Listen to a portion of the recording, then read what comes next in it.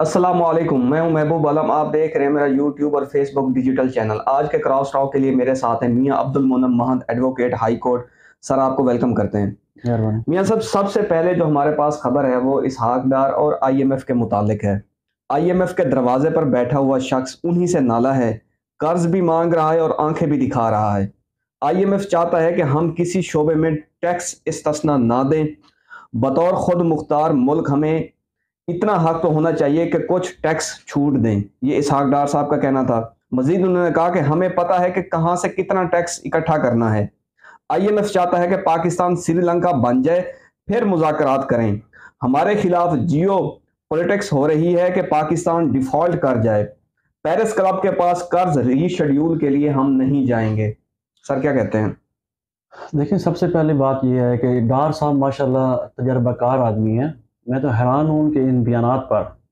دیکھیں، آپ نے ایک سیٹ لی ہے، آپ اب اقتدار میں ہیں، تو آپ کا یہ بیان میرا نہیں خیال کہ یہ بننا چاہیے یا آنا چاہیے۔ دیکھیں، جو آپ کو اگر کوئی بھی آئی ایم ایف کسی بھی کنٹری کو پیسے دیتا ہے تو کم از کم وہ یہ دیکھتا ہے کہ بھی ان کا آؤٹ پٹ بھی ہے، یہ ریٹرن ان کے اصلاحات کیا ہیں۔ جب وہاں آوے کا آوا ہی بگڑا ہوا ہو تو وہ ظاہری بات ہے، انہوں نے سجیشن وہ صرف پاکستان کے لیے نہیں ہے۔ یہاں ایک پرسیپشن دے دی جاتی ہے کہ شاید وہ صرف پاکستان میں بہت زیادہ انٹرسٹڈ ہے۔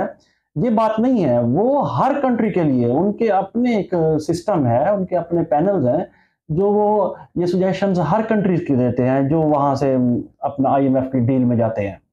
تو ان کو سخت فیصلے تو لینا پڑے گا۔ اب جو پاکستان معاشی حوالے سے جس سٹیج پہ گیا ہوا ہے تو ان کو اس معاملے میں یہ سخت فیصلے لینے پڑیں گے اور اپنے آپ کو ریسپیکٹ کرنا پڑے گا، اور سخت فیصلے اس مد میں کہ بھی جو خاص کر ٹیکس کے میں، ایف بی آر میں ٹیکس کے معاملے میں ان کو لینے چاہیے، اور بجائے اس کے کہ آپ دوسروں کے بارے میں کمنٹس کریں کہ وہ یہ چاہتا ہے، وہ فلاں چاہتا ہے۔ دوسرا یہ ہے کہ بھی آئی ایم ایف کیوں چاہے گا کہ یہ ڈیفالٹ کر جائے؟ دیکھیں، جو پاکستان کی جیو پولیٹیکل جو سچویشن ہے نا، وہ ڈیفالٹ پاکستان کسی کے مفاد میں نہیں ہے۔ آئی ایم ایف کا ہم نے قرض دینا ہے، آئی ایم ایف کیسے کہہ سکتے پڑیں گے جی؟ یہ صرف بیانات دے کے یہ اپنا صرف کہیں گے کہ جان چھڑا جائیں گے، ایسا سر ایک گھر کا جو خرچہ ہے وہ تقریباً 1 لاکھ روپے ماہانہ ہے، اور جو اخراجات ہیں وہ اس سے ڈبل ہیں۔ تو آپ خود بتائیں کہ کیسے وہ انسان بجٹ مینیج کرے گا؟ یہ کسی چیز کو فروخت کر کے، سیل کر کے 2 3 4 مہینے اپنا گھر چلائے گا، اینڈ تو پھر یہی ہوگا کہ ڈیفالٹ کر جائے گا وہ گھر بھی۔ دیکھیں، پہلی بات تو یہ ہے کہ جی یہ دیتے ہیں نا سبسڈی صرف سیاسی جماعتوں کے مفاد میں ہے۔ وہ الیکشن میں ان کو فائدہ مل جاتا ہے کہ سبسڈی دے دی ہے، وہ سیمپیتھی پیدا ہو جاتی ہے کہ دیکھیں جی انہوں نے اتنا فائدہ دیا ہے۔ اوور آل وہ ملک کے لیے لانگ ٹرم کے لیے سبسڈی نقصان دہ ہے۔ ہمارے اخراجات بھی اپنی انکم سے بڑھے ہوئے ہیں۔ دیکھیں، آج سے 30 40 سال پہلے یورپ نے وہ وہاں بھی مہنگائی تھی لیکن انہوں نے اپنے آپ کو مینٹین کیا ہے۔ ہم مثالیں دیتے ہیں کہ جی وہ ریزرو لوگ ہیں، یہ وہ اس وجہ سے ریزرو ہیں کہ وہ اب انہوں نے اپنے بجٹ میں رہنا سیکھ لیا ہے۔ اچھا میاں صاحب، آئی ایم ایف نے بجٹ پر جو ہے وہ اعتراضات لگا دیے۔ ٹیکس ایمنسٹی اسکیم کو قرض پروگرام کی شرائط کے منافی قرار دے دیا آئی ایم ایف نے۔ ٹیکس اخراجات میں ایمنسٹی پروگرام کی شرائط حکمرانی کے ایجنڈے کے خلاف ہیں، آئی ایم ایف کا کہنا ہے۔ بجٹ تجاویز میں ٹیکس نیٹ کو وسیع کرنے کا موقع دیا گیا تھا، آئی ایم ایف نے کہا کہ پاکستان کو، لیکن وہ پورا نہیں کیا گیا۔ بے نظیر انکم سپورٹ پروگرام کے لیے وسائل کو کم کیا گیا۔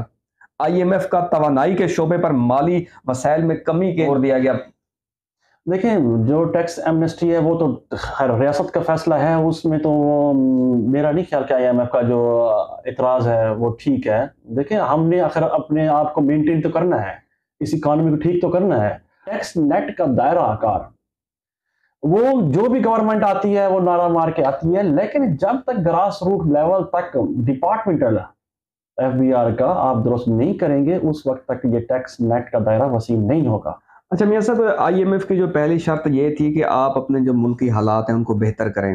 ان کو یہ ڈر تھا کہ یہ ہمارے پیسے جو ہیں گورنمنٹ جو ہے کسی غلط کاموں میں یا سیاسی انجینئرنگ میں نہ خرچ کرے، اس لیے بار بار آئی ایم ایف کہہ رہا تھا کہ آپ اپنے ملک کے جو اندرونی حالات ہیں ان کو بہتر کریں۔ اور دوسرا یہ کہ اسحاق ڈار کا یہ کہنا کہ پاکستان ڈیفالٹ کرے گا تو آئی ایم ایف جو ہے وہ مذاکرات کرے گا، قسط ریلیز کرے گا، یہ تو وہ اپوزیشن والی بات کر رہے ہیں۔ اپوزیشن پہلے کہتی تھی کہ ملک جو ہے وہ ڈیفالٹ ہو رہا ہے، اسحاق ڈار تردید کرتے تھے. اب اسحاق ڈار کی یہ بات کہنا مناسب نہیں تھی، کیونکہ یہی وہ اسحاق ڈار تھا جو کہتا تھا کہ جب میں آؤں گا تو برابری کی سطح پر آئی ایم ایف سے مذاکرات کریں گے، میں آئی ایم ایف کی آنکھوں میں آنکھیں ڈال کر بات کروں گا، میں دکھاؤں گا کہ کس طرح آئی ایم ایف قسط ریلیز نہیں کرتا. تو اسحاق ڈار کی یہ بات جو ہے وہ عوام کو ہضم نہیں ہوئی. ایک بندہ جب کسی کو قرض دیتا ہے تو وہ تو اس سے کو مشورے بھی دیتا ہے، ان کو پالیسیز بھی دیتا ہے کہ بھی جی آپ کا کاروبار بزنس کسی طرح کس طرح سے اچھا ہو سکتا ہے اور آؤٹ پٹ ہو سکتا ہے، وہاں سے پروفٹ کتنا آ سکتا ہے. باقی ڈار صاحب کا یہ بیان دینا کہ بھی آئی ایم ایف یہ چاہتا ہے وہ چاہتا ہے، دیکھیں بعض چیزیں میں نے کل کے ولاگ میں بھی کہی ہیں، بیہائنڈ دا سین کچھ چیزیں چل رہی ہوتی ہیں.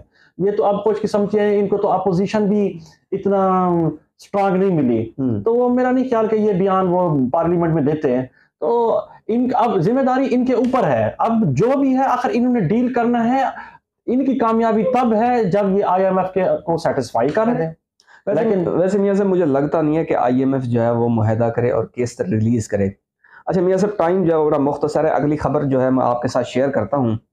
کراچی میئر الیکشن کا جو ڈرامہ تھا وہ مکمل ہو چکا ہے. مرتضی وہاب پی پی کی طرف سے جو کراچی کے میئر منتخب ہو چکے ہیں. کل میئر کا جو الیکشن ایک بدبودار نظام کی عکاسی کر رہا تھا. کل کا الیکشن دیکھ کر ہم کہہ سکتے ہیں کہ جس کی لاٹھی اس کی بھینس. ہم کہہ سکتے ہیں کہ یہ الیکشن سیسینین مافیا اور گاڈ فادر کا جو گٹھ چوڑ تھا. اس الیکشن میں سرے عام ووٹوں کی بولیاں لگائی گئیں، جو بک گیا ٹھیک، جو نہیں بکا اسے اغوا کر کے چھپا لیا گیا. کیا ہم اسے جمہوریت کہہ سکتے ہیں؟ اچھا میاں صاحب 366 جو تھے یہ کل ووٹرز تھے. 334 جو ٹوٹل ووٹ ڈالے گئے کل کے الیکشن میں. 33 اراکین غائب تھے. یہ 33 اراکین جو تھے وہ حافظ نعیم کے اگر کہیں کہ ووٹر تھے جن کو غائب کر دیا گیا کل. 173 جو ووٹ تھے میئر کے جو امیدوار تھے مرتضی وہاب انہوں نے حاصل کیے. 166 جو ووٹ تھے وہ جماعت اسلامی کے جو میئر کی طرف سے امیدوار تھے حافظ نعیم انہوں نے حاصل کیے.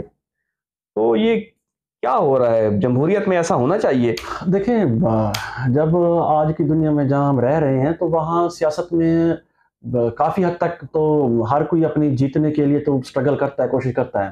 لیکن میں یہ کہوں گا کہ بھی دیکھیں وہ انہوں نے بھی اسٹرگل کی ہے، کوشش کی ہے پیپلز پارٹی نے، تو جماعت اسلامی نے بھی کوشش کی ہے. ایک میں سمجھتا کہ یہ ایک اچھی گیم تھی، اچھی فائٹ تھی، لیکن اس میں ہر کسی نے اپنی کوشش کی ہے. دیکھیں یہ تو وقت ثابت کرے گا بھی کس نے کیا کیا کیا نہ کیا، ہم قبل از وقت کچھ نہیں کہہ سکتے. تو دوسری بات یہ ہے کہ جو ایک فارورڈ بلاک بنا تھا وہ تھا خیر سے پی ٹی آئی کا. اب جو چیئرمین پی ٹی آئی تھے وہ تو پہلے انہی کے بارے میں کہا تھا نا کہ جنہوں نے یو ٹرن لیا. لیکن اب یہاں پہ اب انہوں نے پہلے کمٹمنٹ تو جماعت اسلامی کے ساتھ کی، حافظ نعیم صاحب کے ساتھ کی. اب کمٹمنٹ کر کے پھر وہ پیچھے ہٹ گئے. پیپلز پارٹی نے بھی اپنی ایک کوشش کی ہے، ہر کوئی کوشش کرتا ہے اپنی فائٹ جیتنے کے لیے. وہ بعد میں جائیں گے، الیکشن کمیشن میں جائیں، جو وہ اگر وہ اپنے آپ کو پروف کرے کہ کون غلط تھا کون صحیح تھا، ہم اس سٹیج پہ ہم کسی کو نہیں کہہ سکتے. ہاں یہ جو بظاہر نظر پرائما فیشائی نظر آ رہا ہے کہ جو فارورڈ بلاک تھا کمٹمنٹ کر کے پیچھے ہٹ گیا، ہم یہ کہیں گے وہ انہوں نے غلط کیا تھا کہ وہ کمٹمنٹ نہیں کرنی چاہیے تھی. پھر اچھا میاں صاحب کل حافظ نعیم نے میڈیا سے گفتگو کرتے ہوئے کہا کہ یہ جو الیکشن تھا اس کے اندر ہارس ٹریڈنگ کی گئی ہے، ہمارے جو رہنما جنہوں نے مجھے ووٹ دینے تھے ان کو غائب کیا گیا جان بوجھ کر، میں عدالت جاؤں گا. میرا یہاں پہ یہ سوال ہے کہ جن لوگوں نے ہارس ٹریڈنگ کی، جان بوجھ کر ووٹ ڈالنے نہیں آئے، کیا یہ جو میئر صاحب جو بنے ہیں ان کو کیا فنڈ دیں گے؟ دیکھیں وہ اپنا یہ ہارس ٹریڈنگ والی جو ہے نا وہ تو ایک پرانی روایت ہے کہ بھی جو ہارتا ہے وہ یہی الزام لگا دیتا ہے. تو اب یہ کوئی آپ کوئی پروف تو نہیں کر سکے، آپ جائیں پروف کریں، ٹھیک ہے. آپ اس کے علاوہ بھی بتا سکتے تھے وجوہات. یہ ہارس ٹریڈنگ والی ہم پچھلے 50-60 سالوں سے یہی دیکھتے آ رہے ہیں کہ جو ہارتا ہے وہ کہتا ہے کہ یہ ہارس ٹریڈنگ ہوئی ہے. تو باقی ایک جو فنڈز کے حوالے سے تھی، تو میئر صاحب جو الیکٹ ہوئے ہیں تو وہ رات ان کا بیان آیا ہوا تھا کہ جی میں نے جو فنڈ ہے وہ کسی کے نہیں روکوں گا منصفانہ. دیکھیں اگر وہ فنڈ روکتے ہیں تو وہ پھر پیپلز پارٹی کی ہی گورنمنٹ سندھ میں ہے اور کراچی سندھ میں ہے. اگر وہ فنڈ روکیں گے تو وہ کراچی کا ہی نقصان ہوگا. میاں صاحب گزارش یہ ہے کہ میرا یہی موقف ہے کہ جس کی لاٹھی اس کی بھینس. کل کے الیکشن سے مجھے صاف نظر آ گیا ہے کہ آئندہ جو قومی الیکشن ہوں گے ان میں بھی یہی کچھ ہوگا، اور اس لیے خدا حافظ کراچی، مبارک ہو پیپل پارٹی کو. سلام ہے الیکشن کمیشن کو جس نے کل ساری چیزیں دیکھتے ہوئے آج تک اس نے کوئی کارروائی نہیں کی۔ ولاگ کے آخر میں یہی کہوں گا کہ ہمیں پاکستان کے اندر الیکشن اصلاحات لانی ہوں گی۔ اگر جس طرح کل میئر کا الیکشن ہوا، اگر اسی طرح قومی اور صوبائی الیکشن ہوں گے تو یہ سوالیہ نشان ہوں گے، عوام اس کو تسلیم نہیں کرے گی۔ اس کے ساتھ ہی آج کا ولاگ ختم کرتے ہیں۔ میاں صاحب آپ تشریف لے، آپ کا شکریہ۔ جہاں رہیں خوش رہیں، اپنا اور میرے چینل کا خیال رکھیے گا۔ پاکستان زندہ باد۔